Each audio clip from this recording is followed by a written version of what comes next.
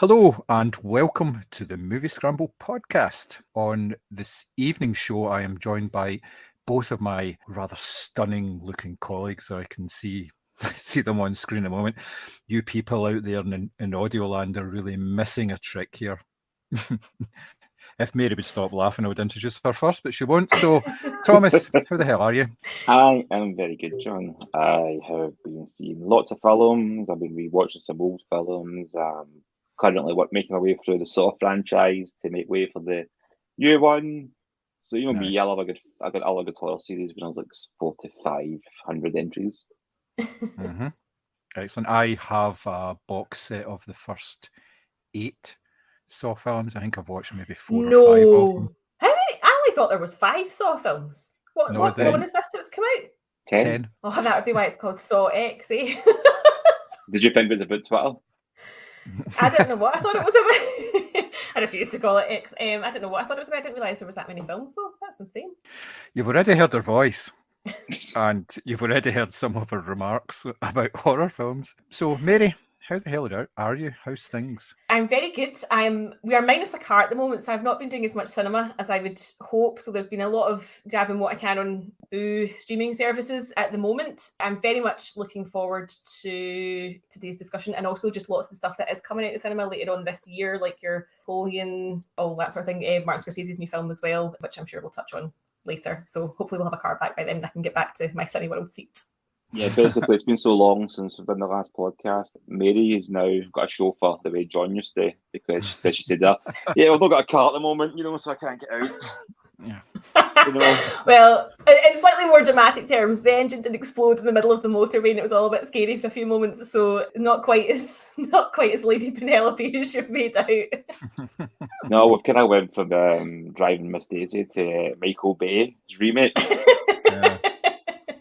It's maybe a side diversion into Christine or something like that. That's a bit weird, yeah. Notice how I didn't mention anything about, was it Titan? The French. Oh, Jesus, aye. Yeah. Yeah, no, I'm just carrying a little holiday weight, definitely not pregnant with a baby car. And we're back. Oh, man.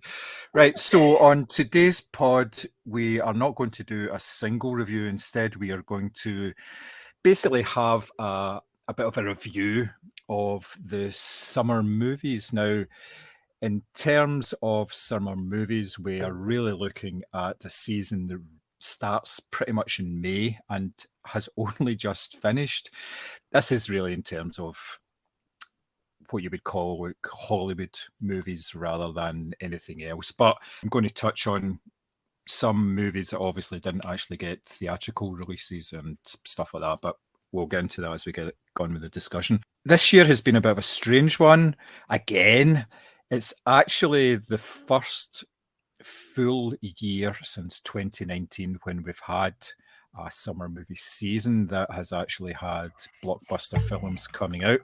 It was still, last year was a bit hit and miss in terms of what the releases were. There was a lot of films that initially were meant to come out last year, but actually saw the light of day this year. Some of the ones that we will be discussing.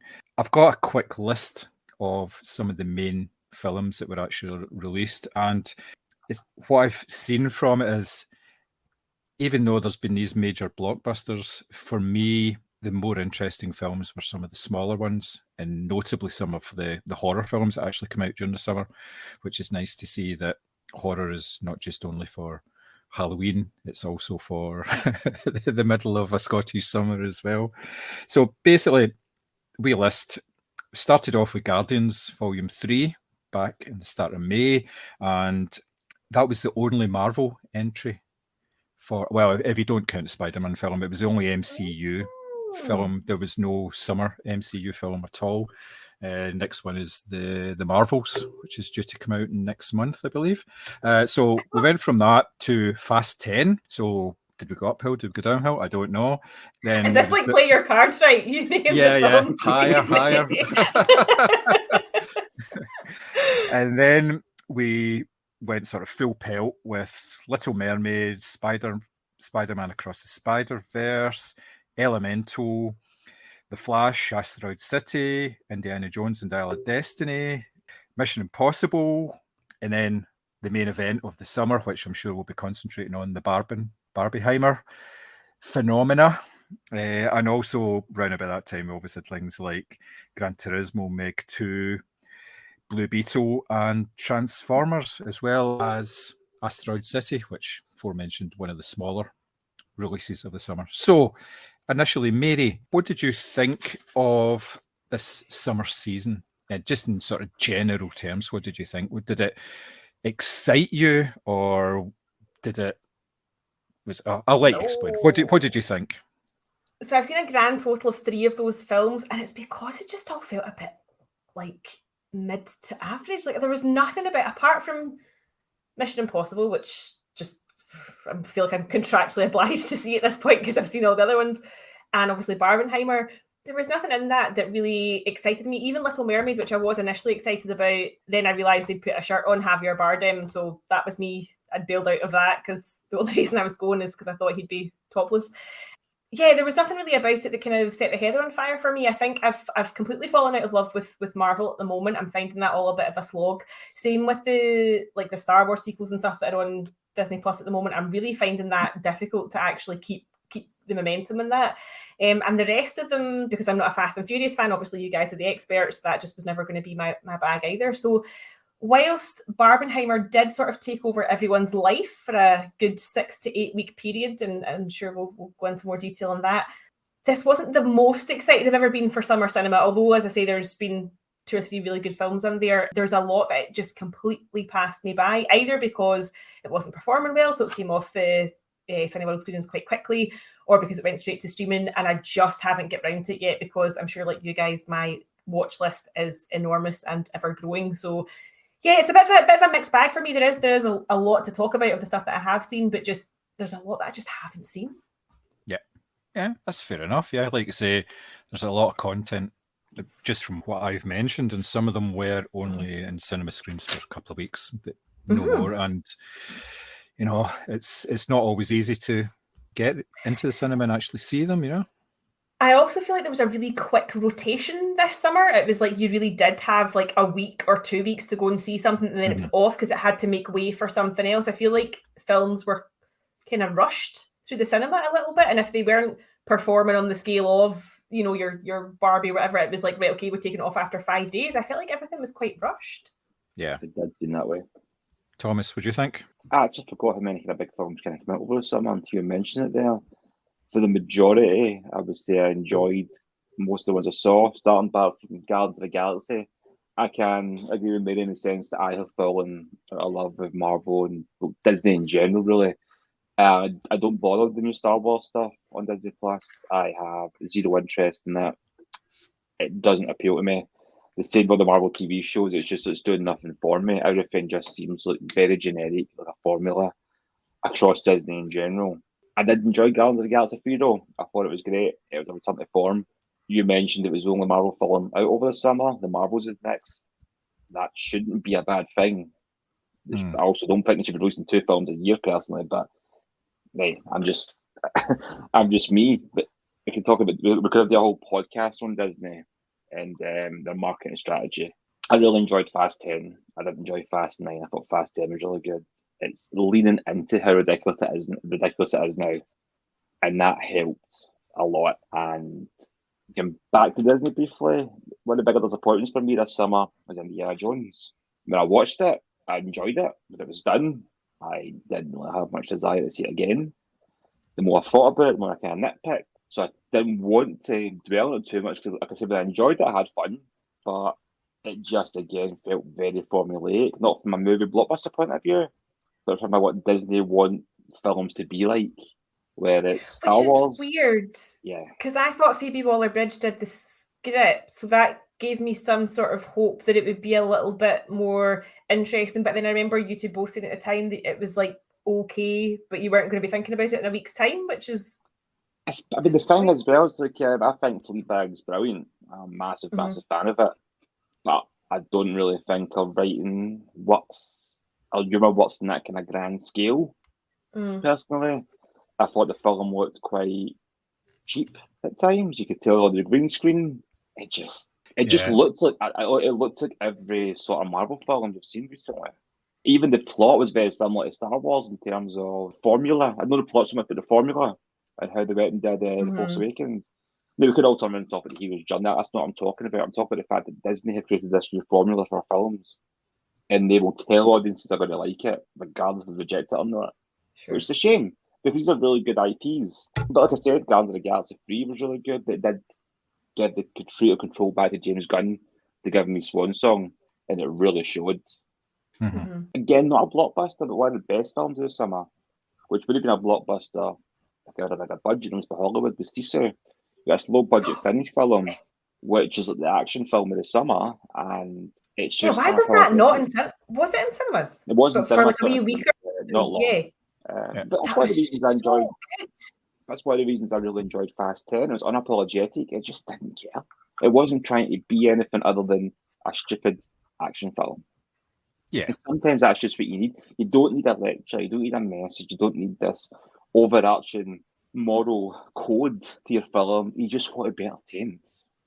Yeah. There's nothing wrong with that. And I think blockbusters I don't sort of about well, of course, you're here, but it goes back to my point of blockbusters sometimes you want some popcorn, overpriced nachos, big massive juice, and just switch off. And sometimes you can't do it. And Jones wouldn't let you do that. He tried to, but nah. I'm disappointed the way Disney's going. I'm not even looking forward to the new stuff. I'll go and see the Marvels, but somebody did a good point regarding that is blockbusters these days, it's like you need to do your homework. And it's even applied to DC with the Flash film. Granted, I get that part of bigger universes. I get there's films that come before it and stuff. But you do need to do your homework before you go to see these films now. Whether it's watching all the Marvel films, the Avengers, that's different. It's a story. Now you're expected to watch all these Disney Plus programs and things. I'm like, no, I don't want to do homework before I go to see a film. I want to go and see a film. If I have to have seen the previous films, that's one thing. I don't want to have to then consuming all this other content just to enjoy a film. But that's what they obviously want. They want to keep you in this Disney, Marvel, whatever it is, content loop, so that you're not giving your time to other stuff, so that you are watching a 12-part series and then a 3-hour film and then back to a 12-part series and back to... The problem is, though, everything has suffered across the board because of it, in terms of content and quality. Yeah, the quality, I would say, and this is what I mean even about the Star Wars stuff. I mean, I will watch Baby Yoda do nothing for hours on end, and sometimes I do.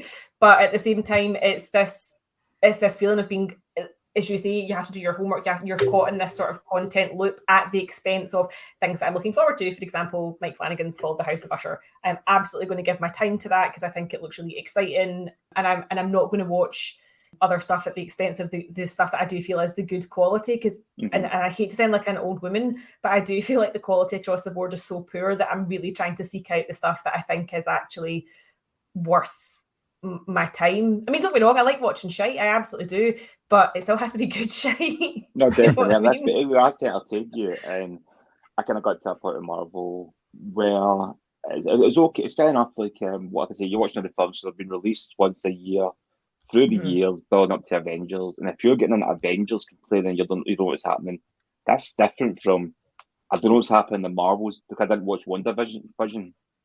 Yeah, it shouldn't have WandaVision as a standalone show shouldn't have had anything to do with this. But it's not even Easter eggs either. Like the Flash film had loads of Easter eggs in it. It was rewarding for fans. Wasn't the greatest film. I quite enjoyed it, but there was a lot of flaws in it. But it did reward fans across the board by wee Easter eggs here and there, rather than you won't have a clue what's happening unless you've seen 700 hours of other shows. Yeah. It wasn't like that. Yeah, there's an expectation of this really hardcore fandom in it, and you can't be a casual viewer anymore. Yeah, for any film, especially summer films, to work, they have to work as standalone films. They have to be able to tell a story from start to end. Now, like Thomas says, if there's Easter eggs in there, and it rewards people who have watched other stuff, but that shouldn't be done at the expense of the content that you're actually watching. Again, look, with a number of films in this list, they actually had handy little catch-up elements, especially Fast 10. That had a whole sequence that explained why Jason Momoa was actually in the film, because it's actually a direct sequel from the 5th film. in the franchise. Okay. But And you it come back and works watch the because first film, he's clearly not in it. they tie it in really nicely. It works really well. And they just say, this is what it is. Just accept it. Now we're going to have cars hitting other cars. No, You know. Oh, do you know what? I'm okay with that though. See if they're Yeah. just like ignore Yeah. 6, 7, 8, 9. This is what we're doing now. Oh no, Yeah. no, no! Even I'm better, okay even with better this. than that. I'm okay with Even this. better than that because they explain the entire franchise in some of the greatest exposition I've seen in a film. Mhm. You basically got the head of the kind of secret organization type guy, the guy who played Jack Reacher on the TV show. His name escapes me, and he's saying, "So you've got these guys. They started off stealing DVD players and street racing." But then, and he goes through the films, you're thinking, this is absolutely ridiculous. These guys were just street racers that were stealing DVD players. Now they're like international super spies. Mhm. He's explaining that you know it's ridiculous. It's supposed to be ridiculous. It's even bits where like Vin Diesel's like, there's one thing you've got to do. You made a mistake. What's that? He didn't take my car off me. Then he drives the car off a wall or something because he's just like, he's got superpowers that can control the car. But it leans into it this time. That it's Or- ridiculousness. Totally, there's one of the main characters in it. They have a discussion about how they've been through all these adventures and they've never been shot. And he says, "I've got holes in my jacket. How come I've never been shot?" And it's that kind of level. That is good. That is good. It becomes super self-aware. I mean, not looking at they might have a spoiler here, maybe. No, go for it. Go for it. I think maybe we're all right. Yeah. The logic between the films is actually incredible as well. So you've got Fast and Furious 9. John Cena comes into it as Vin Diesel's brother. Now, he has not been mentioned in 9 films. Vin Diesel. Oh, that he has a brother. Yeah, all Vin Diesel talks about is family the entire time. The whole meme, you know, family. Yeah. He never told you the brother until the thing film. John Cena comes into it and he's evil. He's a pure badass. He's trying to kill them all. Then he turns good at the end. In this film, John Cena's back playing a completely different character who's supposed to be the same character, but he's now like the fun uncle. Yeah. And it's hilarious because you're watching it going, it shows you that John Cena's a really good actor because he's putting these two characters completely different, but it's the same character. Like, what's going on? It's hilarious. It's like, what happened between films? And nobody dies in these films ever. Nobody ever dies. That is, I mean, surely there's got to be some side characters that have died off, no? Every single character you think will have died seems to come back at some point. Oh, right, okay. And also, nobody stays evil. You could have murdered 500 people in the 7th film. In the 8th film, you team up with them. Wisecrack, you're a good guy now. I mean, the way you sell it, it does almost make me want to start watching them. Almost. Honestly, it's just doesn't care in a good way. Mm-hmm. Yeah. And that's what blockbusters should be to an extent. I'm not saying every blockbuster has to be stupid and daft and just fun. But it doesn't do any harm. No, I mean, I think the thing is, if you look at obviously the two halves of the Barbenheimer, both of them had quite serious messages, obviously elaborated in entirely different styles. But then you look at Mission Impossible, and it was just like stunt after stunt after stunt, and I didn't come away feeling like I'd been taught anything, but I don't need to. No, you don't always need a lecture when you go and see a film. And Oppenheimer was incredible in its themes and that, but you could watch it without having to know what happened. You've seen 5 different TV shows. Yeah. You know, based or have on an different understanding science. of physics. Yeah. Exactly. Mm-hmm. Even Barbie, he didn't know he didn't have to have played the Barbies as a child to enjoy the film. No, you never even have to have seen a Barbie to understand. But it had a lot of wee deep cuts and Easter eggs in it to appeal to fans, which is perfect. You want a film that appeals to the masses and rewards the hardcore fans. In fact, it might have been before the summer with Dungeons and Dragons. I know it's a standalone film in the hopes of a new franchise, but that film just came out before the summer, and it's a shame because that would have been a perfect summer blockbuster. It was a film that didn't insult its fan base, didn't lecture to its fan base, didn't pander to anything. It just told a very amusing story that rewarded the fan base by throwing in the Easter eggs here and there. I think that we have, and this is, we've all used this word, which is interesting, but we're very much, and big executives and corporations are getting very caught up in this notion of content. Mm-hmm. And I think that's a very slippery slope when it comes to the quality of cinema as an art form that we're supposed to be. And again, I'm not saying everything needs to be super heavy and have all these themes, but it does need to be entertaining, and it does need to sort of leave the audience with something. And I think the more that we refer to things as content, it just sounds so disposable. Exactly. Yeah. It just, But no, even that. They seem to focus more on the future films and TV rather than what they're actually presenting in the first place. So many times you get a film and it's really just an introduction to something else that's coming down the line. You don't get a proper story. Yeah. Now, I haven't seen the Dungeons and Dragons film, but I've been told that it doesn't do that. It actually works really well because it's a really well-made film. So that's encouraging, and they're concentrating on the now rather than on 2, 3, and 4. Which, I mean, let's face it, we've seen that so many times about how that falls apart. Look at the Universal Monsters franchise that was going to start, and how that fell to bits before it even started. Yeah. They denounced everything, and it just did not happen because one film failed. It's just, and I'm still sad about this. Still sad. Honestly, I actually have the photo on my phone where they did that big studio shot of them all lined up against the blue backdrop, because every October I've actually looked at it this morning, I get my Universal Monsters Blu-ray out and watch all the old monster movies and stuff like that. I love all that, and I was so excited for that, and then it all went to shit because Tom Cruise, allegedly. We did get a very good Invisible Man film as a casualty of that universe failing, though. Yeah, absolutely. That's a fair point. But yeah, it's that kind of thing. It's like that everything had to be a universe, didn't it? Everything had to be this franchise. Yeah. You know what? I get they're trying to make money. The problem is they're doing these things and it's not making money.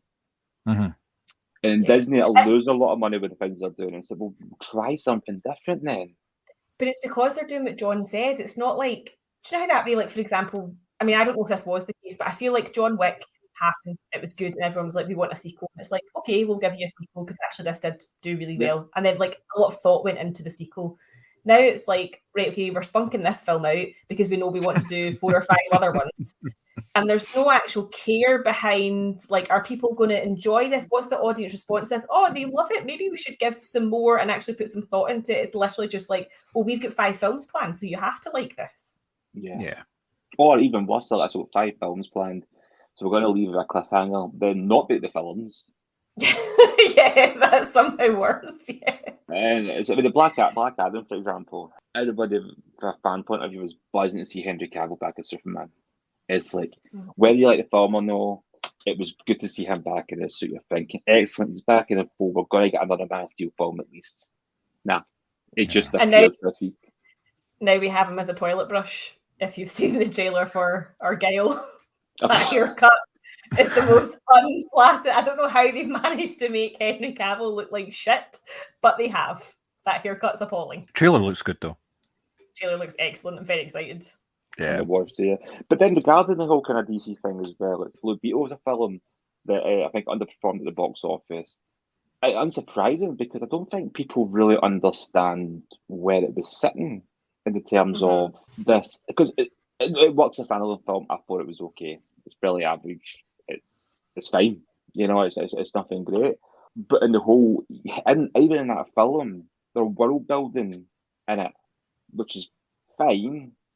They're planning for a sequel, but you're also hinting at being part of this universe that's dying. Right. So again, if you're appealing to the fan base, it's been following these films. We know that world doesn't exist anymore because James Gunn's been dismantling it. Shazam 2 comes out. There's apathy towards it based on the fact that from the fucking cast. Because you knew where's it going. Wonder Woman pops up in it, excellent, but what's the point? The Flash film, that almost felt like a reset. But again, it's a reset of film. I think I'm amazed the director managed to get it released and made any coherence with it, with everything that happened for that film from day one till it came out. But again, you're like, it doesn't really offer much for the future of DC. And then Blue Beetle comes out and you're thinking, is this going to be the start of the new DC? And James Gunn says no, sort of kind of in-between type thing. And you're like, right. I mean, you've basically just come out and said, yeah, this is just filler. What the fuck is the point? It's pretty much. It's as well saying that. Is that odd for sort of better term for it, like a transition period. You know, Further's probably a better way to put it, unfortunately. And again, it's a character that who's really you about Blue Beetle when he grants for the things. Mm-hmm. You can see this I've never heard of it. I mean, Marvel done the same with Iron Man and things. Iron Man was hardly a household name at the time. It was probably better known than Blue Beetle, to be fair. But Guardians of the Galaxy weren't that well known. But by that time, you've got some kind of goodwill in the bank. By the time Guardians comes out. And also with Guardians, I think probably some, I don't actually know who was in Blue Beetle, but I'm assuming bigger names were in Guardians. Blue Beetle had the guy for Cobra Kai. His name escapes me. I don't watch that, sorry. It's really good. But it didn't have like a all-star cast type thing. Mind you, in saying that, was when by the time the first Guardians came out, was that really an all-star cast? Probably slightly better known. Slightly better known, but like Thomas says, the characters weren't known, and there was an awful lot of speculation at the time saying, what are Marvel thinking here? Why are they doing this? Why are they not just, like you say, churning out another Iron Man film? Why are they introducing these, like a space rabbit, you know, that kind of idea? And let's be honest, one of the best things about the Guardians film is it did work very well as a standalone film. Mm-hmm. A few wee Easter egg nods here and there to build up the whole Avengers thing, but it just worked as this fun sci-fi thing. And it's regarding the blockbuster thing, it's all very well having fan service, but you need to reward those fans as well. It's not the same thing.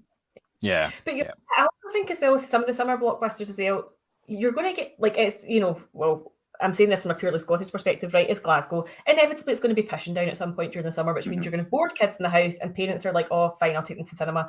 You cannot have a film that is completely not accessible for, you know, as I say, like these kids and these parents are just like on a random whim going on like a Tuesday afternoon or whatever to go and see. Like, it cannot be that you have to have all of this, as you say, do your homework before you can actually just go and sit down and enjoy a film. Like, why are they making it so hard? It just seems ridiculous to me. Here's the thing regarding the kind of difference in fan service and rewarding fans type thing. It's a throwaway line because it's never really mentioned. It was in the trailer for Blue Beetle when they're talking about Batman and where the guy turns around and says Batman's a fascist. And the whole point of that line is to get a laugh. But it's been wildly regarded by the DC fan base. The best thing that happened in the last few years has been Ben Affleck's Batman. Mm-hmm. Yeah. I don't agree with them because Ben Affleck's a really boring actor for me. I'm really sorry. But yeah, that I can imagine how a tiny soundbite like that, though, has been completely... But also, what does it say? Why is Batman a fascist? And then it starts this discourse online of people saying, well, he almost sticks up for... And it's, oh no, don't even read too much into Batman here. Come on, it's a fucking superhero. Oh, come on, just stop trying to lecture me on things I like. However, out of all the superheroes, I mean, he probably is most likely to vote Republican because he is like a rich boy that lives in a tower. So, I mean... That's just something that I think it was actually... I don't know, I'm not saying it was a writer for the film or somebody involved with the film, but they said, why does Batman dress like a bat and fight criminals rather than use the money to try and help people? Maybe because that'd be a shit fucking story. Yeah. That's not going to sell comic books, is it? I don't want to watch a Batman film where Heath Ledger's Joker He's just a Bruce Wayne sitting in his house going, do you know what I could do with this? I could actually just give them... The film basically involves him going, I'm going to give some money to Harvey Dent because I believe in Harvey Dent. You go dress as Batman and Batgirl? Nah. I'm just going to be Joker's probably fucking murder him. Yep. I'm going to have a charity ball. Aye. I'm going to have a wee telethon. Open a food bank, you know, a wee soup kitchen. I get what you're saying. It's funny though because it's one of these things where, again, there's this hardcore fandom and then there's people that are only too willing to sort of jump on these extreme interpretation bandwagons and they all grow arms and legs, as we know. So, yeah. Yeah. But it goes back to the old thing, you sometimes might watch a film when it's so in a blockbuster. And you get that with Oppenheimer, you get it with Barbie. Because they weren't sequels. They were original Although script. I am concerned that... I am concerned because Barbie has performed so well that Mattel obviously have all this IP now that they can potentially play with. They're doing that. They're partnering by bringing all these different films out based on toys, and you think to yourself, okay, no, don't. Transformers even hinted at that. just don't do it. Don't do it. This, like, as I say, we'll go on to it, but like, I honestly know like grown women, myself included, who have wept at the message. People were like cheering and clapping when I went to see Barbie because some of the messaging in it. Don't turn that into content.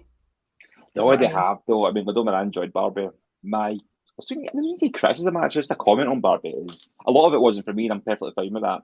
I was the same. I saw people dressed in pink at the cinema, cheering, loving it. I'm perfectly fine. You know, it's like I'm not for a second saying just because I didn't get something that therefore it's necessarily wrong. To me, I thought it was really funny the fact that it's got all these deep, influential messages and selling a shitload of toys at the same time.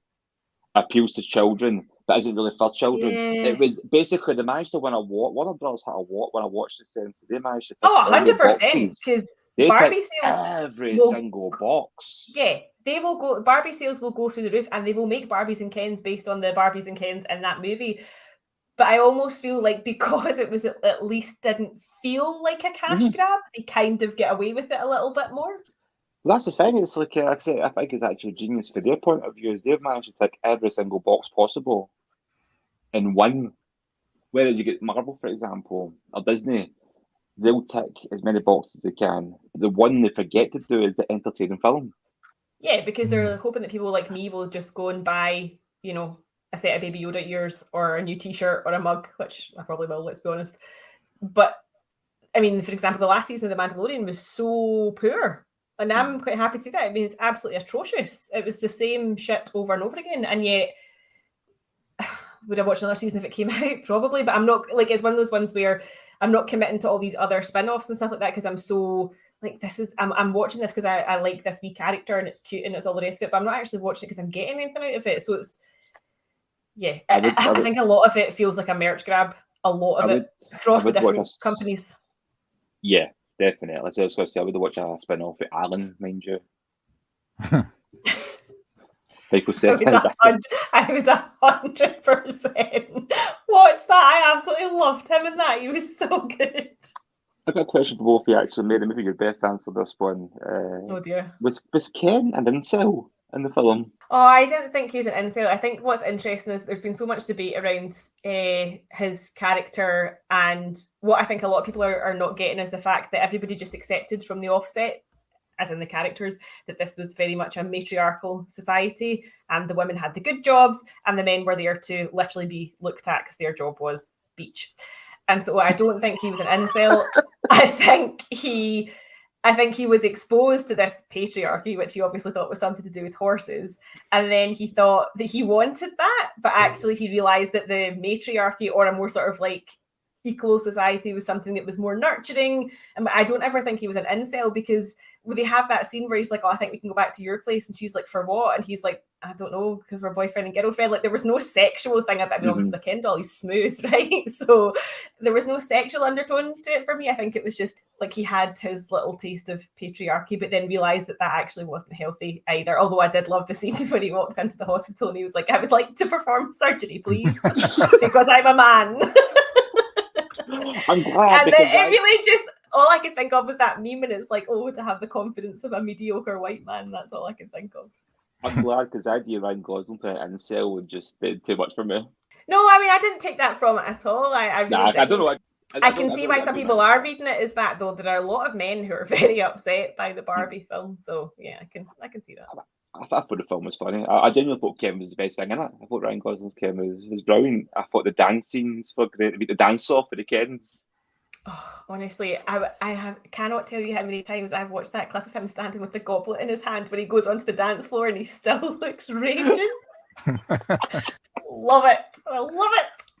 So we've already got there in terms of the major elements of the summer movie release, and it was this sort of phenomena which basically came out of nowhere. I mean, for even up until sort of springtime, the only chatter was about the fact that these two films, Barbie and Oppenheimer, were coming out on the same day, and would they affect each other's box office, or, you know, would there be some sort of clash there in terms of it? And I know they're like diametrically opposite films, but then obviously some bright spark come up with the Barbenheimer idea, saw the posters and everything, and it just kind of took off from there in a major way. Now, this is something you see with movies once every 5-10 years, maybe, something as big as this sort of event cinema, like we've talked about in the past. I take it neither of you saw this coming in any way. It was a total surprise. I can't think of two films, which obviously are so at the opposite end of the spectrum, but we're coming out. I can't think of a buzz like this before, because I was just about to say, I believe that Indiana Jones and Mission Impossible were supposed to be released on the same day, but I think Mission Impossible got pushed back. Is that right? It's that it came out later. So right, you could have actually had this little, film off with that as well, but for whatever reason they didn't do that. But I honestly can't remember the last time two films like this that were coming out in the same day had such a, people were making posters, there's t-shirts, there's merch. I mean, talk about a cash grab and all the rest of it. Like, I've never seen anything like it, ever. Yeah. No, a lot of films tend to avoid each other at like big sort of blockbuster films. You would think, yeah. No, one of the reasons is because of IMAX, because there are fewer IMAX screens, and they want these films projected in the biggest screens possible. So therefore, they book them off for a number of weeks. I did see Mission Impossible and Oppenheimer in IMAX, so that makes sense. Yeah. So if you've got two films that are coming out at the same time in that sort of scale, they will clash. Whereas Barbie and Oppenheimer, it's not necessary to see Barbie in an IMAX screening. You can see it in any big screen. The bigger the screen, the best. Let's face it. But it wasn't going to affect that kind of dynamic. And I think it's because initially the films were aimed at very, very different audiences. Now, people thought Barbie was a kids' film. Yeah, like that. I assume. Yeah, that's not the way it turned out. Obviously, because Barbie was a lot more interesting, had a lot more depth than it was initially given credit for, which shouldn't really have come as a surprise given the people who were behind it and actually making it. But it was, they were looking at previous sort of Barbie animated films. Barbie Swan Lake, top 10. Yeah, a classic. I've seen that film so many times. Basically, I obviously put a wee caveat in here. It was because my daughter was watching them as John. If watching Barbie Swan Lake is what makes you feel better, then who are we to judge? Mm-hmm. Although I did really like the fact that one Christmas she got a Barbie talking townhouse with the shower that you pressed the button and it went la la la when she was standing in the pretend shower. All class stuff. But yes, it seemed to be that these two films could coexist quite easily because there wasn't much of a crossover. Now, obviously, there was a major crossover between them because of the whole phenomena. I read somewhere the perfect way to watch the films is not you watch Barbie and then you watch Oppenheimer. You watch Barbie up until the point when she says, "Has anyone ever thought about death?" And then you go away and you watch all of Oppenheimer and then you come back and watch the rest of Barbie. Jesus. That is genius. That is genius. That is brilliant. That is absolutely brilliant. There's actually one of my favourite bits for the Barbie film, and she's having an existential crisis. Yeah. I really there's so many that, like, even that bit as well where like she comes round to his house and he's like, he sees me for a second, he goes round the wall and he just shouts "Sublime," and apparently he ad-libbed that and she had to really keep a straight face. There's just so many bits that were so funny, even when she was like, "Oh my god, am I getting cellulite?" and like this was a huge big thing, and it was just, there were so many bits that were so funny and so well handled, and I just I exist in the Venn diagram of the Barbenheimer crossover. I love them. Helen Mirren is the narrator was genius, and it was a bit when like Margot Robbie's Barbie's like talking about being ugly, and it freeze frame is like a note to the filmmakers: don't cast Margot Robbie for trying to make this point in the film. Yeah, it was, honestly, there was so much of it that was so good. And I think it was just, I mean, like Oppenheimer, which again, I'm sure we'll discuss, it was so perfectly cast. And I think, do you know what, actually, for all that I loved these two, it's made me think about, and I hate to say this, it's not that I didn't like Mission Impossible, but it's that I'm still referencing Barbie and I'm still referencing Oppenheimer and stuff just now. And actually, I feel like the Mission Impossible Dead Reckoning was one of the weaker ones in the series. Don't get me wrong, there was loads of stuff that I liked about it, and I loved a lot of the stunts and things. But I Fallout was better. So I love the new one. I thought it was brilliant, and I think it was based for me. It was compelling. Got Indiana Jones, where I'm watching this film. It's major being a cartoon at this point. It's just all green screen. Yes, the Mission Impossible. The grand scheme of things, the plots are quite similar in a sense of that kind of MacGuffin type idea. Yeah. There's all these physical stunts that Indiana Jones films used to be known for. Now I know Harrison Ford's about 5, so you can't do this stuff anymore. Well, don't do that stuff. Work around it. Work around the limitations. Or maybe just don't make the film if you can't do it. But with Mission Impossible, it's Tom Cruise in the motorbike. It's him doing the stunts. Yeah. Just... Oh no, and the thing is, it still makes me feel physically nauseous watching him, dangle off things, fly off things, whatever. I mean, I thought the scene with the wee Cinquecento was incredible. They're obviously handcuffed back to front with each other. They're swapping over the drive. Although I did feel quite smug, I turned around to Chris and I went, they'll not actually have been allowed to drive down the Spanish Steps. It's illegal. And then that disclaimer came up at the end in the credits, and I was like, see, I was correct. But I loved all of that, but I did feel like the villain wasn't great. And now that I've started watching Ozark, I'm like, oh, that's that guy. So I'm just laughing that I did actually a disclaimer for Mission Impossible, whereas at Fast 10, not blowing up the Vatican. And it's like, and don't give a fuck, yeah. There's probably some people giggling, is the Vatican still around? Yeah. No, I mean, I don't know. I just felt like there was too many elements of this film that felt very similar to Fallout, but not executed as well.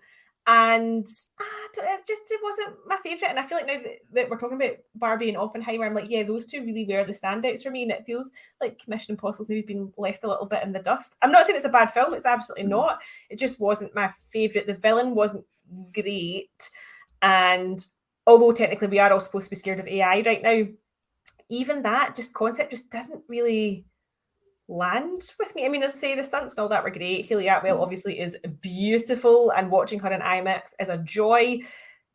But I don't know, maybe I'm just missing something. Maybe I should watch it again. I think they should have had a script meeting where somebody raised their hand and said, do you think we've said the phrase "the entity" too many times? Christopher McQuarrie like, no, we're good, we're golden, don't mention it that much, and it's every 5 minutes, it's the entity, and you're going, yeah. See, that's the problem with having your antagonist in a film, and it's not a person, it's a thing. It's almost like a concept more than anything else. That's a good point, yeah. That's even what was his character?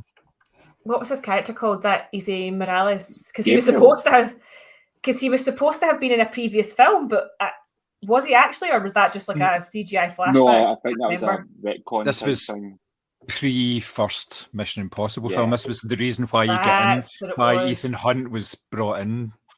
That's what it was. But even that, I was just like, okay. I know. I don't know. It was there was something in it that was missing for me. I can't put my finger on it though. Yeah, that's fair enough. Yeah, you don't always have to tie things back to somebody's past. You can just bring in a bad guy, I mean, look at Philip Seymour Hoffman in the third Mission Impossible film. He was just a baddie. He was just a bad guy, So, and there was no connection between him and anybody else. But it seems to be the case more and more. Yeah, we bring in a character and it's been somebody from his shady past. Now, that's probably going to get well, I suppose it sort of ups the stakes and makes it more personal for your main character, and it also expands your story so they can run it over 2-3 hour films. And I can only emphasize this: 2-3 hour films. Is the next one confirmed as that as a runtime as well then? If they've done a film that's 2 3/4 hours for the first episode, the second one isn't going to be a tight 90 minutes. Yeah, it's going to be the same. Yeah. Do you know what? I was just going to say regarding that, regarding bringing the villain in. See, if you've introduced that villain, say the first film, and you're going to look back round. That's one thing, because it does have more stakes rather than just we're telling you now the go history, rather than showing us they've had the history. That makes sense. Yeah. It's that seventh film, It's the seventh film that last right now. He's a big bad guy, and he's Ethan Hunt's nemesis. You've just not heard him until now. I think that's the issue that I have. It's kind of what you said about this, John Cena is this mystery brother. Like, there's never even been a hint that this guy was remotely on Hunt's radar. And then all of a sudden it was like, no, he is the whole entire reason for his being, the way he, goes about. I actually, in a nicest way possible, again, I don't need to have a background story in Ethan Hunt to see if he just wants to go around stopping bad guys or jumping off buildings or whatever. I actually don't care. I don't need the personal story. It's a bit like James Bond. I just want him to go and shoot people. I don't need the personal thing. What I did wonder though was, given that they had the character of Grace dress very similarly to Ethan Hunt the entire way through the film, is there going to be a spin-off with her? Well, there's already talk of a spin-off of People Will Bridge and the Jones TV series type thing. I just said, no, stop it. Not everything has to be like that. No. Yeah. I'd never thought about that, actually, the fact that they look so similar. But there's another theory there in that she may actually take over, because obviously Tom isn't going to be doing that sort of shit for much longer, let's face it. I think, according to Scientology, he's immortal, so I think he probably will be making action films for as long as he possibly can. John, how dare you say Tom Cruise is slowing down? Try to check that here. Actually, do you know, I read the other day that he said he's really, really keen to make a traditional, MGM musical. That's his next wish. Yeah. Because Rock of Ages just went down so well that... Before touching on Oppenheimer, which I'm pretty sure we're about to do, can I just put a wee shout out for the Meg 2? Yeah, I can't believe I missed this. I love the Meg. The Meg 2 was one of the films over the summer that delivered. It was Jason Statham fighting a bigger shark. Yes. And that was what it was advertised as. What was it? What was the tagline? New shark, old chum? Which I thought, oh, I love splendid. I mean, that's tremendous. I didn't like the Meg that much. I thought it was very neutered in a lot of ways. It absolutely was. This wasn't. Nice. And again, it was unapologetic. It's absolute nonsense. It knows it's absolute nonsense. There's a bit where, but I'm not going to mention it because you need to see it for yourself, but it defies physics to the point you're actually thinking, am I going to Google this to see if this? No, I'm not going to Google it. I'm not going to Google it. It's ridiculous. I can't Your believe... search history's dodgy enough without adding... I can't even believe I'm going to Google the logistics if that's possible. It isn't possible. Just enjoy it for what it is. Jason Statham is immortal. It's daft. It's really, really daft. But it knows it's daft, and it's just fun. It's a lot of fun. And you would never expect to see a film by Ben Wheatley at the end of the film either. You're thinking, oh shit, I forgot about that. Yep. That's insane. Oh, that's insane. And he is completely unapologetic as well. He says, I wanted to work with Jason Statham and I wanted to do a big film, use it as a calling card as well for doing other stuff. So yeah, and he pulled it off, I think. Yeah, it's not a really good film. It's not like he tries to put in his trademarks and make it something that isn't. Yeah, you're not watching this deep psychological horror. Yeah, but in a way, he's been kind of building up to this. Oh God. No, if you think about it, he's been building up to this in a way. You're so pleased. I can't believe he's so pleased with that remark. Look at his wee face. I know, I've never seen you so cheesered. Maybe he's doing his meeting laugh and we just don't realise it.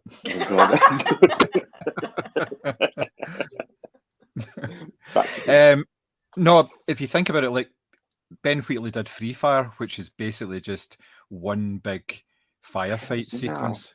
Yeah, there's a build-up of about 20 minutes, and then it's just a big firefight in a big warehouse, and it's just completely mental. And it's like it's almost like that he's making a statement on these type of films while thoroughly enjoying doing exactly those type of films. So yeah, you can see where he would go to. And yeah, you're right. I really enjoyed it. It was a really good movie, and it didn't outstay its welcome. I think it was under 2 hours, which is always very nice. Yeah. Nice. Yeah. And they managed to explain away quite easily how certain characters didn't come back from the first film as well. They just which was quite brutal in a way, but it all works. Yeah. So Barbie and Oppenheimer, opposites, and yet it was absolutely massive. Of the two, what was your favourite and why? This is like, or can you really compare them? Really, that's what I'm kind of getting at. It's a tough one because I thought about this before. I'm failing a bit because I've not been thinking about that with a lot of other films. Come the end of the year, I'm doing my top 10. I'll make a choice on which one gets the nod. I mean, I'm more likely to probably, I don't know, actually, I was going to say I'm more likely to watch Barbie again, Oppenheimer. That's not even necessarily true. I don't know. If you put a gun to my head, I'd probably say Oppenheimer, based on the performances in general, Robert Downey Jr. and things like that. But that sounds harsh to say as well, because I thought the performances in Barbie were excellent. Mm-hmm. I thought base scripts were really good, base scripts were really clever. There's a lot more humour in one than the other, obviously. Oppenheimer was a great laugh, but for me, it was just, again, and there's nothing wrong with this at all. There's a lot of stuff about Barbie where I can appreciate. I knew it wasn't for me. That was fine. Oppenheimer, my love for the bomb, obviously, appealed to me. But no, the whole idea, the fear of the nuclear winter and things like that, that did appeal to me. The psychological horror aspect of it, of this guy who's responsible for creating a weapon that could destroy the world, and it's just the horror aspect of it. I think it appealed to me more, and the fact it's real made it even worse. So Oppenheimer, in that sense, edges it based on a personal liking of it. No, even sitting doing constructing based films of critical essay, just a personal preference to what spoke to me more. I say Oppenheimer. Mm-hmm. I think it's like, what would you would call it, kind of Sophie's choice, really, in a way, wouldn't you? You wouldn't like to choose one of them because both of them are sort of at the top of their game in terms of filmmaking for very similar reasons. Oppenheimer makes me a women-hating misogynist as well. The correct answer, Thomas, was Barbie, but and now you've been cancelled. I'm fucking basically Russell Brand at this point, allegedly. Sorry, John, I interrupted you. No, I was just going to say that they're very different types of films. Obviously, Barbie is a linear narrative, whereas Oppenheimer takes several strands and runs with them, jumping back and forward between certain time periods, and brings it starts in one place and it ends in the same sort of place, and it's just how it's all mixed in together. I thought it was a fantastic film. The performances in it were immense. Robert Downey Jr. was just so good, and that's in a cast that had so many good performances. I thought it was really bold, the fact that it was all filmed in, like a lot of it was filmed in IMAX cameras, and for maybe about 75% of the movie, it was people in rooms talking. Obviously you're the big part of it is the explosion, which everybody knows is coming, and yet when you get there, it's so bloody tense. It's unbelievable. But then, on the other hand, when you start watching the Barbie film and you think it's going to be one thing, and it completely flips you around so quickly, and you go, "Wait a minute, this is something entirely different." It's almost a gateway of introducing people into more serious movies, but in a very, very sly way, because it's pink, it's big, it's bold. There's the whole sequence of the whole opening sequence of Barbie where she's waking up in the perfect house in Barbie world and all that, and then it just subtly brings in these themes and it gets a wee bit darker, and you're thinking, that's so clever, and people will enjoy it more, and it's going to have a longer sort of life because of the fact that there's so many things going on. It's not just a straight, Barbie wants to be a real girl, that's your Pinocchio story right there. It's something else entirely. It completely subverted expectations, and you can see that by the way that people would go back and they wanted to watch it again and again and again. And yeah, it's so clever. I just can't go over how clever it is for a film that came out in the middle of summer when it's dumb season. Let's face it, we have mentioned this with some of the other films, and I am specifically looking at Fast 10 here because that's a dumb. It's like dumb as a pile of bricks, that kind of film. But the two big films of the summer were ones that were actually quite intellectual, but in different ways, and they both made you think, which is no mean feat these days. The thing as well is it's really funny for all the people that screamed as much as I've been critical the Disney, Star Wars, Marvel films and that recently, the whole go woke, go broke thing. Yep. And this is a film that people are rallying against because, or certain people, certain quarters are rallying against because it is quote unquote woke, and it's made $1 billion. Yeah. How is it woke? Because it's got I don't know, people are like. Yeah, it's an agenda against men, isn't it? That's basically what a lot of people saying, which we have touched on. Because we've not had millennia of agendas against women. Yeah, exactly. Yeah, I think that's the issue that I have with it. So to compare them, Oppenheimer made me feel frightened. Barbie made me feel empowered. And they're two very, very strong feelings that I think are actually quite interesting to come out of a summer blockbuster for. The issue I have with people who are like, oh, that's terrible, Ryan Gosling was only in that film to be, objectified as a piece of meat. Hello? Like, where have you been? Where have you been? Women have literally existed in cinema for since cinema invented to just be the pretty thing on the side or the girl in tight latex or whatever. So the fact that people are getting their knickers in a twist over, Ryan Gosling's character is funny as fuck because it's a taste of your own medicine. And actually, what I'm excited about is the fact that Best Supporting Actor might come down to I Am Knuff and Robert Downey Jr. and Oppenheimer. Like, this is going to be the best fucking Oscars ever.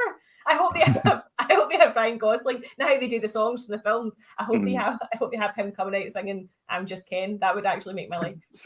But also the thing is, I mean, you know more about it than me. Wasn't Ken always just an accessory for Barbie?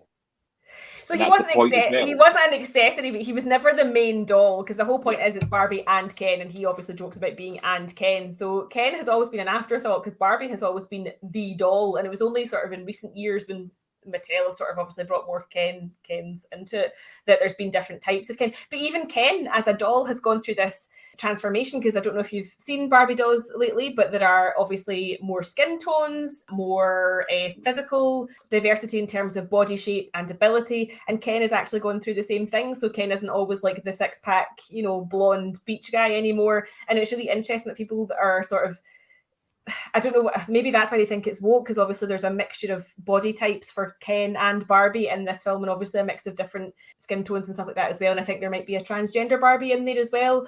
So maybe that's why people think it's woke. What I actually think people are getting frightened about is it's teaching women that you don't have to be, quite literally in a box. I think that's what people are losing their shit over, because how dare women unchain themselves from the sink. I agree, Mary. How dare you? I'm only allowed to do this podcast under supervision. But no, I mean, it's the whole idea people say it's woke and that is because it's got a feminist agenda and things. I'm like, so see if it does. It's still a good film, though. That's the thing. It doesn't take away. It's got this message. And see if it was this man-hating, like, man-bashing film, it's still fun. That's the thing. There's a lot of films that kind of shoehorn messages into it and aren't fun. Yeah. And this definitely didn't feel shoehorned, because obviously Barbie is held up as the perfect physique. Like there's obviously a whole generation of girls who ironically probably didn't like their bodies very much because they looked at Barbie dolls and realized they didn't look the same. So actually the fact that this film then sort of subverts that and talks about, you don't have to choose between being like the boss bitch and the mother or whatever, the fact that it actually uses Barbie as a sort of conduit for these messages, I think is excellent, because there's a lot of representation in terms of, America Ferrera's character. Obviously, Margot Robbie is the perfect Barbie, but there's also lots of different types of Barbies and lots of different types of Kens as well. So actually, I think that it's, as John says, you go into it thinking it's one thing and it sort of slides these messages in very subtly. Obviously, it builds up to America Ferrera's speech, and that is very obvious in its messaging. But actually, the rest of the film, you do kind of look at it and you're like, wow, that was really clever how they did this. Or, I mean, as I say, the patriarchy thing not being about horses, I have never laughed so hard in my entire life. Like, it was brilliant. But there were so many moments where I did feel myself welling up. And that's the thing. If there's lots of little girls in particular that come out of that film feeling like they can take on the world, then good. That's the way it should be. I mean, obviously, I don't want people going into Oppenheimer and thinking I could learn some physics. That's a different kind of message. You don't get people in Oppenheimer going, I think I could create a bomb. Do you know what Oppenheimer really reminds me of, which I absolutely loved in a way? The TV series about Chernobyl. It was that level of tension, and you were that Yes. bought into the characters, which I actually think is no mean feat in a one-off. Obviously, Chernobyl had the luxury of, building up this kind of series, and again, you know what happens, but you were emotionally invested. Whereas when it came to Oppenheimer, I felt you were really bought into all the characters. I know there's an issue with Florence Pugh and her character basically being there for like 5 minutes of sex and then disappearing. I know there's issues with that. Nolan has come out and said that it was a 3-hour-long film. I obviously had to make cuts. It's just unfortunate that her story didn't quite make it in the same way. It's up to you to make your own mind up about that. But I think for me, Oppenheimer still had I don't want to say the thrill factor, that's not what I mean, but I was still holding my breath a lot at it, even though I knew where it was going. I knew it was coming. The sort of stampede scene in the college with the students all on the round, that is going to stay with me for a very, very long time. Like, the sound design in it was incredible. I find the Florence Pugh thing as well. If it wasn't Florence Pugh in that role, if it was not a known actress, I don't think people would care that she came and went. But the thing with a film like Oppenheimer, there's so many, even the cameos are big names. I mean, sorry, well, I was going to but I was going to say, yeah, you've got Gustav Skarsgård, you've got Ken Branagh, you've got all these huge names, and again, yeah, they kind of come and go. It reminds me of what I remember was in Hollywood when Tarantino was asked why Margot Robbie didn't have more dialogue. Mm-hmm. And it's, well, does she need more dialogue in the film? Does Florence Pugh be in the film more? No, I think the issue was that people were sort of saying, like, obviously she was like nude during their sex scene. I think he still had like maybe his like shirt on and stuff like that. I think people were complaining about that as well, and the fact that could they maybe shown their affair in a different way so that she wasn't quite as objectified. You know, she was literally there for a sex scene, and as I say, she sort of disappeared. Again, where I land with that is it's a huge cast and it's a huge story to tell. Could they have told the story of the affair in a different way? Absolutely, they absolutely could. Did she have to be like naked and humping him in the middle of that wee room when he was sort of on trial? Probably not. But again, there's obviously been choices made there. I'm not a filmmaker, I'm not a scriptwriter. Those choices have been made for a very specific reason, I'm sure. As a woman, I didn't feel offended by it. I'm just going to float that out there. There is something that's coming out quite recently. I've noticed this in Twitter, this discourse of people thinking sex scenes in films there shouldn't be sex scenes in films. Yeah, I mean, that's been around for ages. That's a huge thing, yeah. But I saw kind of resurface again with Oppenheimer, and people were really critical of it. But this is also Nolan's first sex scene, I think. Yeah, the thing is, I have no issues with this. I think the thing is that, I don't know, maybe it's because I've watched a lot of European cinema and they're naked quite a lot. You watched the film, has a Bobby, you were telling us earlier, so... Yeah, exactly. There was literally just so many dicks on the screen. I mean, it's just... I feel like it maybe depends on what the sex scene is for. Like, if it's there to move on the story, or if it's there just to be gratuitous, or if it's there just to shock. Like, I understand those are very different things. I think it maybe depends on what it's for. And also, if the nudity is equal, like, again, it comes back to this whole thing of women's bodies being objectified and men's not so much because they get to keep the sheet on or whatever, or their trousers on. Like, I feel like if we're going to go naked here, let's everybody go naked. Let's not, I think there has to be an equality in it as well. And obviously, have intimacy coordinators on set who are there to choreograph that and make sure everyone feels comfortable and not exploited in the slightest. But, I mean, if Florence Pugh has not come out and said, yeah, I'm really appalled by that final cut, then can we assume that it's all okay? Yeah, to be fair, I thought like that scene in the film did work for me, because later on when you've got when he's talking and the kind of the hearing, and you've got Emily Blunt imagining it, and a lot of people were saying that scene was really weird, but I thought that scene was really powerful, because that's all she could see in her head is her husband fucking somebody else, and she's there trying to support him, and all she can see that. And you see that Florence Pugh's fucking like they're having sex in the room, and she looks at her. I was like, "Oh, that's fucking chilling." Yeah, I mean, I understand why they did it, but again, I think it just, I guess it boils down to your in. But also, I think you're right about the European. I think sometimes people just need to fucking grow up a wee bit when it comes to dating a film. Yeah, I mean, a body's a body. It's like we all have that. I don't understand people getting their knickers in a twist about body parts. I really don't, because literally everyone has them. But I think for me, if a sex scene is used to sort of, as I say, further things on, as you're saying, like it's showing you what's going on in Emily Blunt's head and stuff like that, I've got no issues with it whatsoever. I think it wasn't put in there to be gratuitous, I don't think. I mean, I watched a lot of 80s horror films, and they're just gratuitous routines for the sake of them. Full of boobs. Aye. Yeah, that became like a trope for these films as well. And the reason being, they wanted to appeal to a certain demographic. Yeah. And you could argue the objectification part of it and stuff like that. But there's also a lot of women that go, leave boobs alone. Maybe because it's all a fucking discourse thing. But I just think sometimes people get too uptight with this bit of nudity in a film to the point it's like, have you ever seen a fucking naked person before? Don't watch it with your parents in. And as you say, it wasn't gratuitous. I give it quite as a big film as well. It's like, it's not the first sex scene in the film this early summer. It's really not. No, I mean, interestingly, the Mission Impossible films never do it. Like, there's never any sort of hint that Ethan Hunt is a sexual being. It's very much like he is. There's obviously the kind of like dalliance between him and Elsa Faust and stuff like that, but there's never nothing's ever shown. I don't know if that's a Tom Cruise decision or a film decision or whatever. But then again, you've got the flip side of the coin. You know, Ryan Gosling is quite literally there to be looked at in Barbie. He is the perfectly, you know, basically painted on abs with like the fake tan and the blonde hair and all that sort of thing. So it's, yeah, I know they're not the same thing, and I know they're not there for the Ryan Gosling thing is there ironically, and I fully understand that. But I think that, yeah, there's a lot of people losing their shit over sex scenes, and I'm not really sure why. Gives them something to moan about, basically. That's what it comes down to a lot of the time. That's true. And the thing is, you would think with all these additional practices on set now, like you do have your intimacy coordinators where they essentially choreograph things so that everybody knows what everybody's doing and there's no surprises. Like, you would think that people would be more accepting of that because there's definitely much more layers of, you know, consent and all that sort of thing. Although I did read this week that Michael Caine came out and said that he thought intimacy coordinators were a load of shite.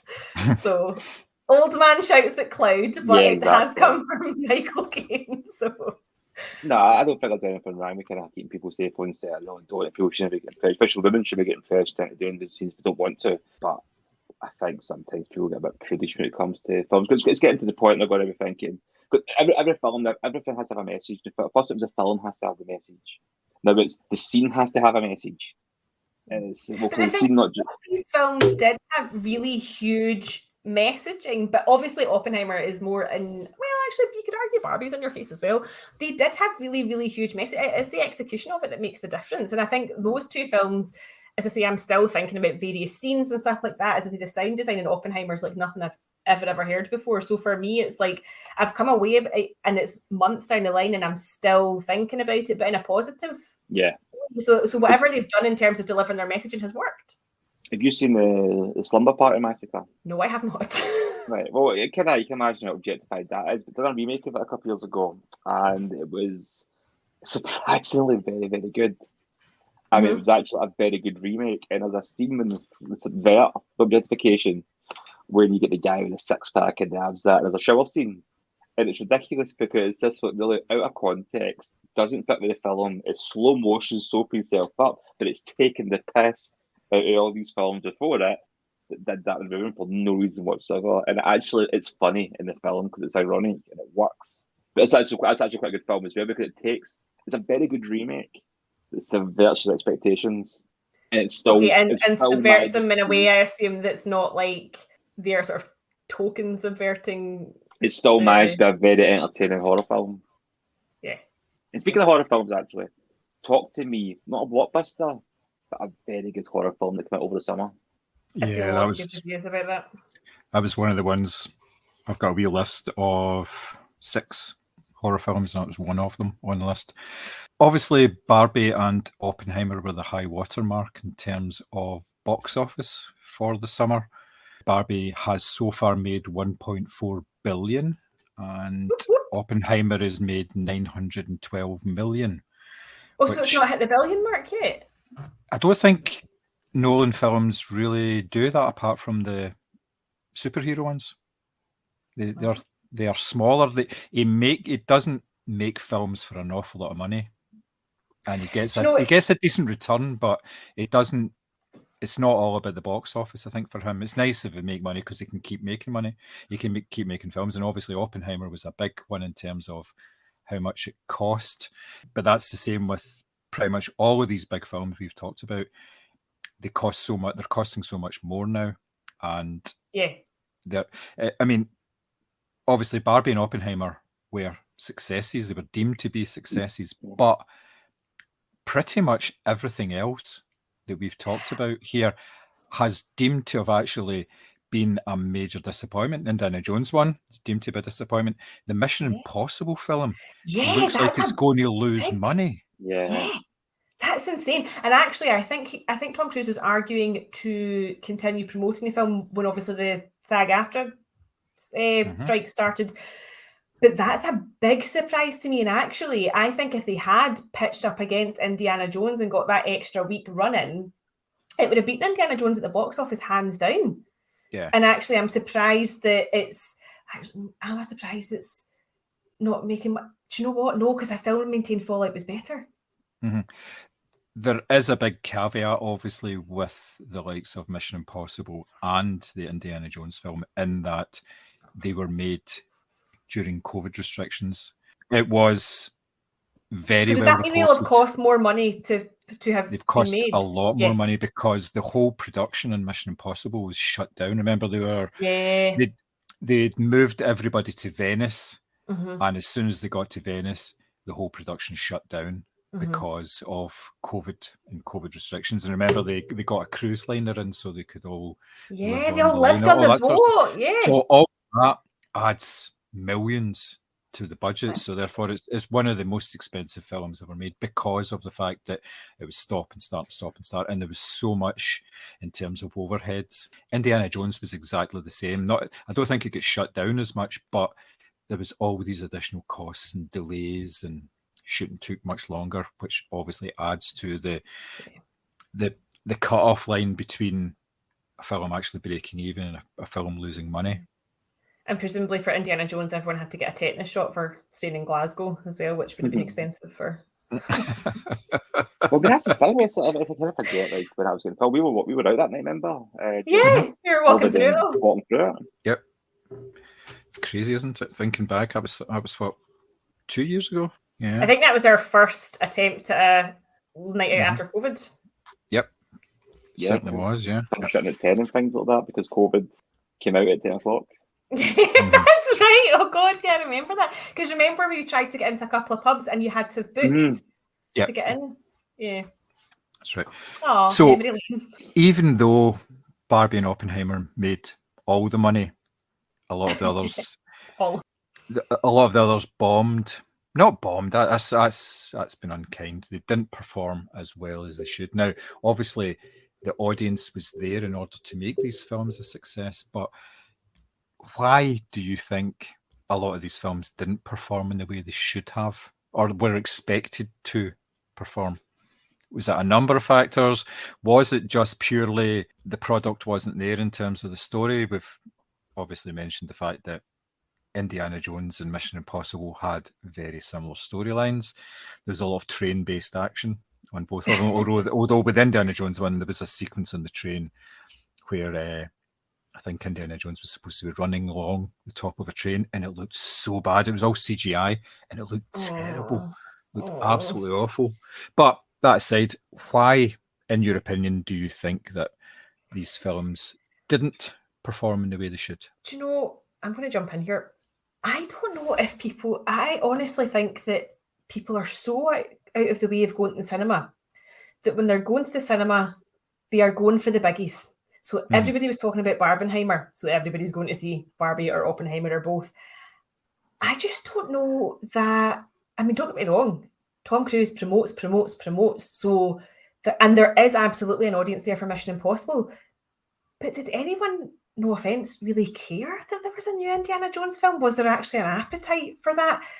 I don't know. I mean, I obviously can't get in streaming. I'm not going to go down the road of streaming services bad, cinema good, because I watch plenty of stuff on streaming services as well. But I do wonder if people are being more selective about what they're actually physically going to see. Because we went to see Mission Impossible opening weekend in the IMAX, and the cinema was less than half full, which I was shocked at. Whereas Barbie and Oppenheimer were both complete sellouts when we went to see them. So I don't know if it's just a case of people are being more selective about what they're going to see, or maybe the hype just wasn't there in a way. Maybe they were released too early in the summer. I honestly have no idea. Sammy, you probably know more about these things than me. No, I don't. I don't, to be fair, but I think that's a good point regarding the hype. And when it came to the Barbenheimer thing, whether it was organic or not, with the whole kind of Barbenheimer hashtag and the meme, and there was a hype. people were like, well, I want to see Bay films. A lot of people were just like, oh, I go to see Oppenheimer anyway. It was like, no, I want to go see Bay films. It became this cultural event. And that really Well, people were helped. dressing up as like Yeah. the boy was in black and the girl was in pink, or vice versa, and they were doing like there was a whole thing about it. Even I wore pink. Got to see Barbie. Yay! You know, it was funny actually because I bumped into a guy at the cinema and he's like, "Oh, did you do that Rangers podcast?" I'm like, "Aye, how'd you know see me when I went to see?" So he didn't go and see me when I went to see Fast and Furious 10, John Wick 4, but you bump into me, so I'm going to see Barbie myself. There was a lot of hype and bandwagon to that, and it's don't mind, I'd have went to see basic films anyway. A lot of people would have. Yeah. But the marketing does work regardless whether it's a studio doing it or not. Indiana Jones, it was appealing to nostalgia. I don't think a lot of people were interested in. Yeah. Also, what I would say is that Mission Impossible's biggest stunts, so the motorbike off, that I had seen that like 5 fucking million times before it came. I mean, the clip was so overused that in a way I also wonder if people were like, oh, well, I've seen the big stunt now, so, you know. I don't know if that there was even a slight fatigue over the, as I say, Tom Cruise obviously markets, but I don't know if there was even a fatigue over that. It could be a marketing fatigue, but the fact that maybe they started the marketing Mission Impossible too early. As you say, you saw the same stuff repeatedly before it came out. Although, to be fair, I saw the trailer for Oppenheimer about 500 billion times before the film eventually came out. They started marketing that really early. In a way, though, it was just that scene of him walking down the corridor. It didn't. It was on the ruined ending for me. I was actually just about to like, wait a minute, did you not know? I think the Barbenheimer hype thing really helped. It did. Open Barber, we call it. I think that really helped the kind of hype thing. When it came to Indiana Jones, against the 5th film and the last one before that, it's not like the last Indiana Jones film was 2008, and it didn't really set the world on fire. What was that? Wow. And it didn't really set the world on fire. Harrison Ford was looking old then. Mission Impossible is Mission Impossible 7 Part 1. Yeah. People, is it a fatigue thing, as you said? Not just the marketing fatigue aspect of seeing the same stuff constantly. People going, do you know, this is a franchise that I think is quite impressive that it's lasted like 30 years. But also at the same time, has it got that longevity for a fan service? Are the same people who went to see Mission Impossible in 96 going to see Mission Impossible 7? Yeah, and I think the thing is with the expectation with the Mission Impossible films is, you know, the stunts, and we've seen him, you know, climb the Burj Khalifa or hang off an airplane, or as I say, you saw that one with the motorbike 1 million times and then went up to it. And I also, it's hugely impressive. The guy is literally taking his life in his hands. And do I think there should be a stunt performance category at the Oscars? Absolutely. But at the same time, is that enough to draw people in? Just knowing that Tom Cruise potentially is going to kill himself by doing these things? I don't know. The difference between the Mission Impossible sequence where he's hanging off the side of a plane, that was, and what he did for the motorcycle jump, it was marketed in the same way. They showed it early, because if you remember when he was hanging off the side of the plane, people were saying, wait, you're showing this actually as a trailer for the film. How are they going to top that? Now they managed to top that. It was very clever because that was the very first sequence in the film. They showed that and got out of the way. But with the motorcycle jump, not giving anything away, but it's at the end of the fucking film. So you're always, waiting for it. When's this going to happen? When's this going to happen? Then you get 2 hours into it and they say, oh, we need to catch up with this train. And you go, ha. So that's when it's going to happen. So it's going to be the big finale. So it was slightly different. And it takes away from the spectacle because you've seen it so many times. You've seen the behind the scenes footage and how they actually did it. And because there was a whole documentary about that, wasn't there, that was released online about it was very overexposed. Yeah. And it's the centerpiece. Now, it could be argued it's the centerpiece for the first part, and therein lies another problem. People would go and see the Barbie film because it's a film. Oppenheimer film is a film. Mission Impossible's 2 films. Are you going to invest, 15 quid a ticket and nearly 3 hours of your time to go and sit through a film that doesn't actually end? It's going to end in, well, they say it's going to end next year, but that's obviously going to get pushed back now with all the events I've had. Well, production's been completely shut down Yeah. on the film, and it was scheduled to finish principal photography, and then they have to do all the post-production stuff, and it was going to be out next year. No chance. Yeah, that's not happening. Absolutely no chance. You know, I think people were being far more selective, especially because the cinemas themselves, after COVID, have said, right, we need to start making a hell of a lot of money and start making money back. So therefore, ticket prices have all gone up, and for some of the cinemas, it's actually not worth it. I mean, the Odeon Lux cinemas, for instance, very nice cinemas, but for a lot of their films, standard ticket prices are nearly 20 quid now. And people are going, nah, you're all right. I'll wait till it comes out on Netflix, you know. And I almost feel like these sort of big sweeping films, so like you've got your Napoleon and your Killers of the Flower Moon, although interestingly that's going to Apple TV first. I feel like people are saying, okay, I'll go and see these because they feel sort of sweeping and epic and large scale, and I do want to watch that on a big screen. Whereas I'm not saying Mission Impossible can, well, no, because it does kind of lose its effect. We saw it in IMAX. I'm saying watching it at home is a different experience, but I just feel like, people, they want the big IMAX experience for these films, or the on-screen experience for these films that feel more epic. And that's not to say Mission Impossible isn't epic. It's the fact that it was very overexposed. Yeah. Mm-hmm. Yeah. And if you've watched the motorcycle jump on your phone when you were scrolling, do you need to see it on a screen? I loved the film. I really did. I had a blast watching it. It was I really bought into it. But I do agree 100% with what you're saying. Yes. I can see why that'd be off-putting for people. Tom Cruise, call us. We'll sort out your marketing. Yeah, it's only about 15 years too late for that. Yeah. So if only he'd met us before he started jumping on sofas.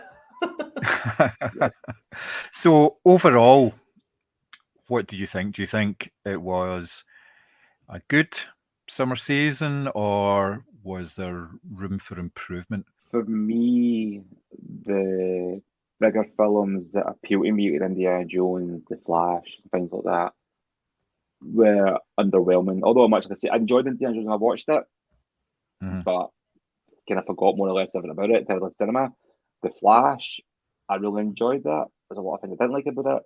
Enough fan service in it for me. Overall, I didn't quite like it. But again, a lot of issues. Films like Oppenheimer, my fucking Christopher Nolan, Mark, I'm going to go see anything he does. Thought that was great. Thought Barbara was great.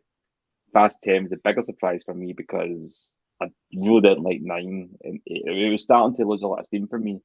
Yeah. I thought 10 was just an absolute riot of a film. It was so much fun. Jason Momoa, I would give him an Oscar, honestly. It was just, to see somebody having so much fun in a film is infectious for me. It's the scene as well when he's painting the dead guy's nails.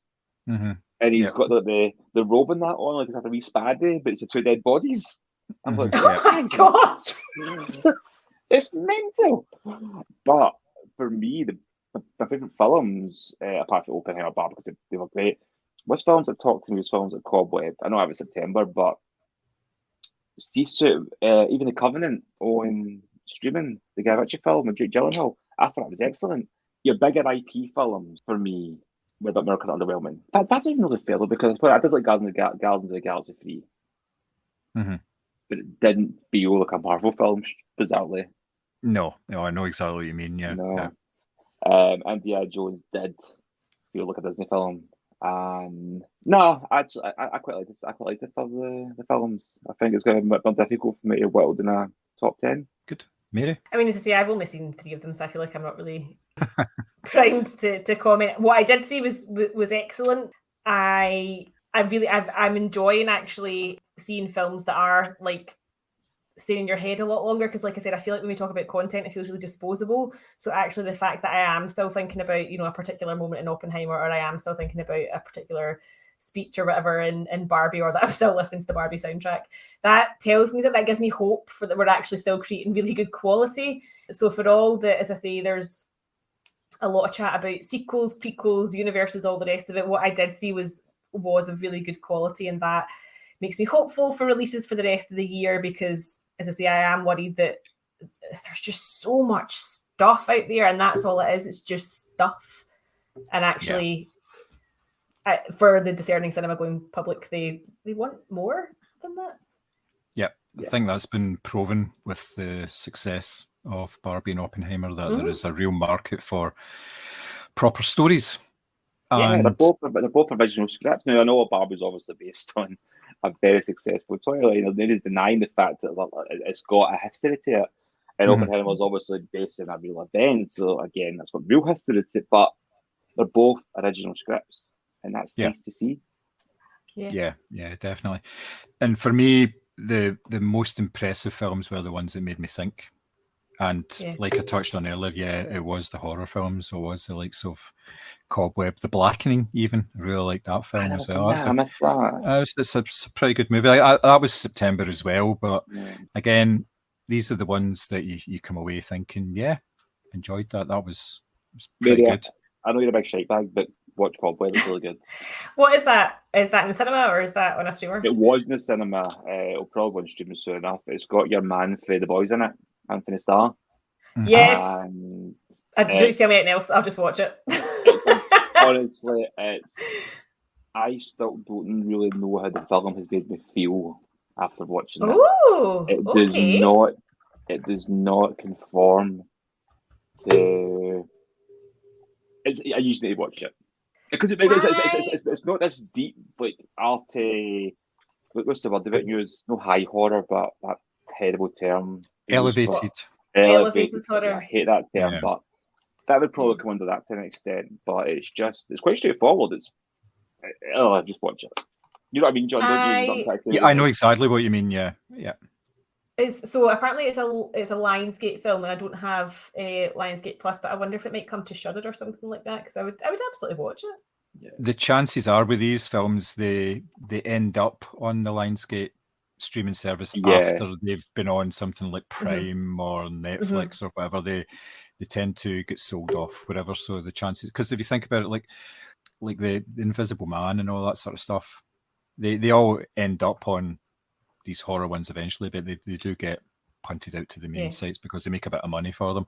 And these films are all wildly successful based on the fact that their budgets are so small as well. So well, I mean, if you even look back to like Ready or Not or The Black Phone and things like that, like they have super small budgets, but actually obviously end up performing really well. I mean, I watched that. It's not a horror film. I watched that Philippe on Netflix and stuff like that, which was a wee Netflix release as well. Like, there is some good stuff out there. It's just that again, I feel like there is just.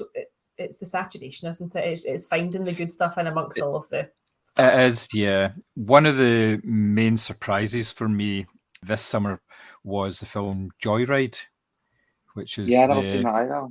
The four women who they've been friends for years, and they go on. It's like almost like a road trip film. They go in search of the real mother of one of the main characters, and if you saw the trailers for it, you would be saying, this is formulaic, it's rubbish, it's just not very good at all. But the film was completely different. It was bloody hilarious from Is that one where they pretend to be a K-pop band in the trailer? I think I did see the trailer for that. Yeah. Yep. There's a sequence where they actually sing a rather rude song as the K-pop band, and it's fucking immense. It's just so funny. And the payoff at the end of the song, so you just can't believe that they showed something like that on screen. I'm not going to say anything about it, but when you look at it, just make sure that you're not actually drinking anything at the time, because you will spray your drink. Oh, I know, I love that. It's just one of these things. Do you know what? The trailer did make that look bad. And actually that feels unfair, because if you obviously really enjoyed it. I think again, we've talked about this before, trailers doing you an absolute disservice and either, selling a completely different film. That's a shame, because I did see the trailer for that and thought, we've seen this all before, girls trip, blah, blah, hangover vibes, all that sort of thing. That's a shame. Yeah.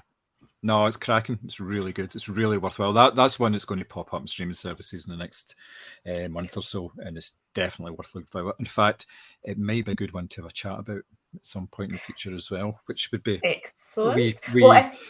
Diversion for us from our usual stuff of horror and blockbusters and stuff like that. It's nice. Yeah, I'd be well up for that. I'm also, if I can find a copy of that Cobweb, I will definitely have a wee look. I mean, Anthony Starr, again, I would pretty much watch doing anything, so that sounds dirty. That's not what I mean.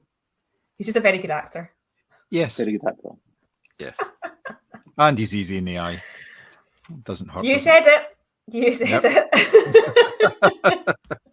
So that pretty much wraps us up in terms of our conversation about summer movies. So it's been nice being back talking with everybody again. It's obviously very nice being able to chat about multiple movies as well, which is always good fun.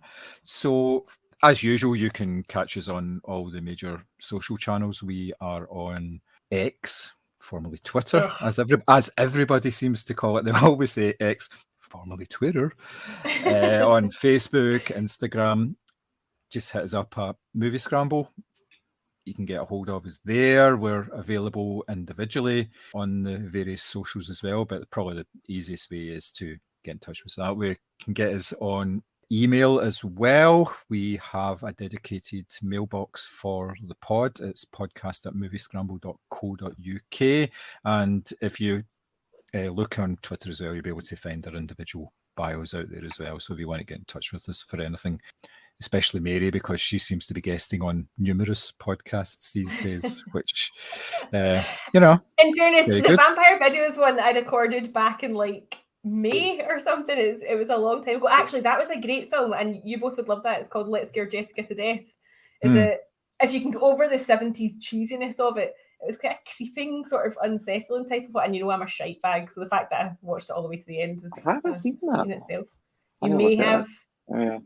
I feel like that as I was watching it, I was like, I bet Simmy would love this. So I feel like it's got you written all over it. So I'd like to give a shout out to somebody who got in touch with us, a guy called Gavin Mann, who got in touch on Twitter and recommended our podcast as part of his Twitter thread where he recommends. I think he does it once a month or so. So it was very nice of him to say some nice things about the podcast.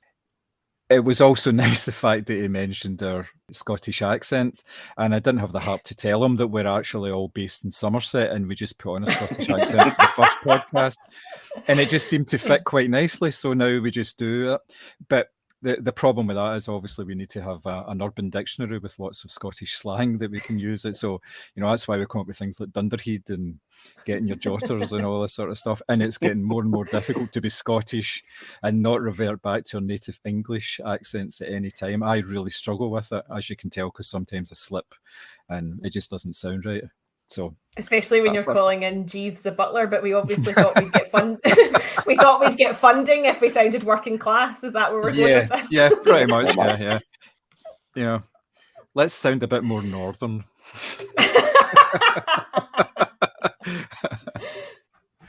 So that's us. Thank you everyone for listening. It's just nice to make content again, and it's very good fun. So from myself, I shall speak to you later. Bye.